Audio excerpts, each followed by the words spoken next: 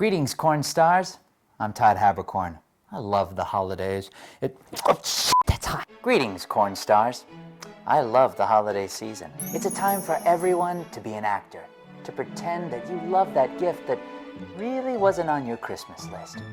It's also a time to watch Love Actually for the 40th time, to convince yourself it's a solid movie. And it's also a time to prepare your body for that neighbor who's going to keep their lights up until March. I'd love to share a gift with you right now and bring in the holiday season with a gift of violence and Bruce Willis as we read A Die Hard Christmas. A Die Hard Christmas, the illustrated holiday classic. Written by Doogie Horner, illustrated by J.J. Harrison. 'Twas the night before Christmas, and up in the tower, everyone was partying except one wallflower. John McClane missed his wife. Things just weren't the same since Holly had moved west and changed her last name.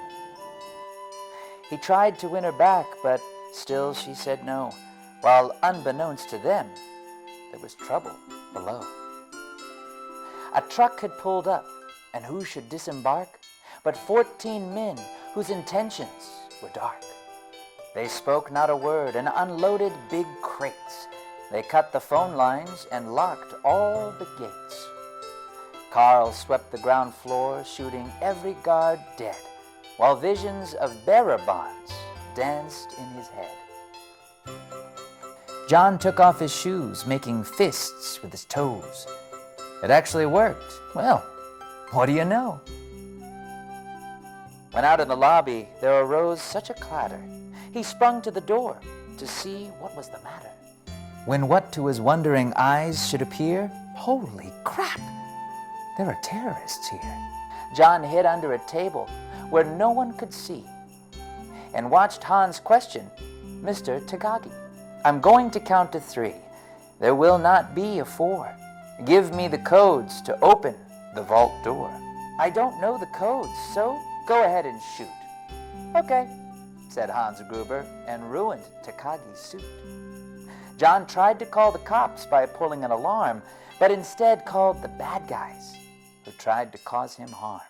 But John killed Tony, who had very small feet, and sent him to the terrorists as a Yuletide treat.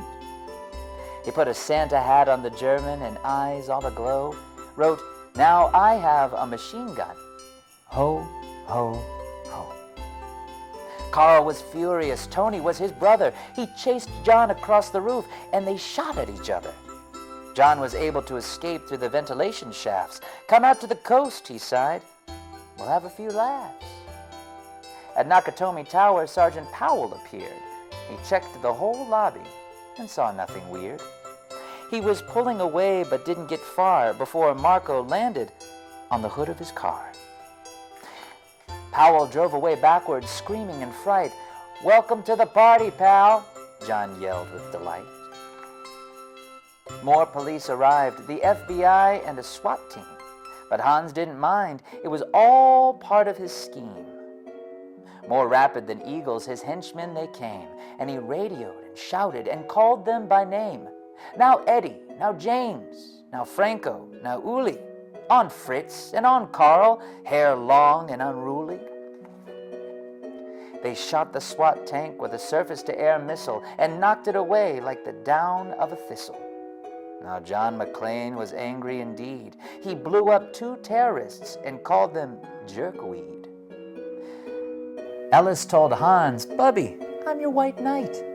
Hans shot him dead, giving the hostages a fright. Hans went to go check on the explosives fuse and saw that poor John wasn't wearing any shoes. John fled from Carl and Hans, but alas, he had to run barefoot over sharp, broken glass. His feet, how they hurt, his soles oh so bloody. John crawled to the bathroom and called his good buddy. John was weary and ready to throw in the towel until he got a pep talk from Sergeant Al Powell. Powell was chubby and plump, a right jolly old cop, and he trusted the cowboy in the tattered tank top. But a reporter was probing into McClane's life and revealed that Holly was actually John's wife. Hans quickly flipped over the gold picture frame. "It's a pleasure to meet you, Mrs. McClane." His clothes all tarnished with ashes and soot, John staggered to the roof, bloody and barefoot.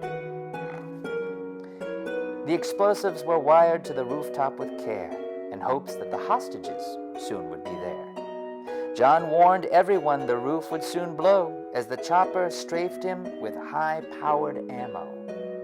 Around his waist he tied a fire hose tight, and screaming an oath, jumped into the night.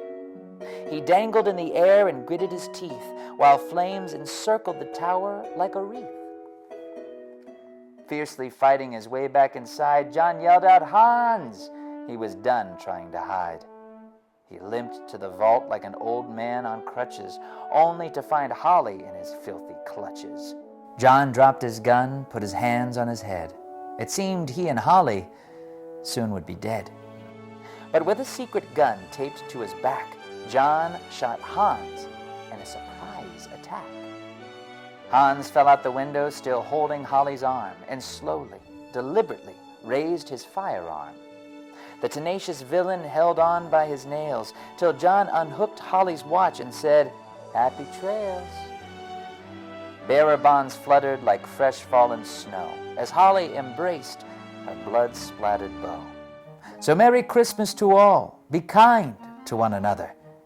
And most of all, yippee-ki-yay, motherfucker. Thank you for sharing this holiday moment with me. I hope you enjoyed it. And I hope that you take 2018 by the Hans Gruber and throw it out the window of happiness and new beginnings.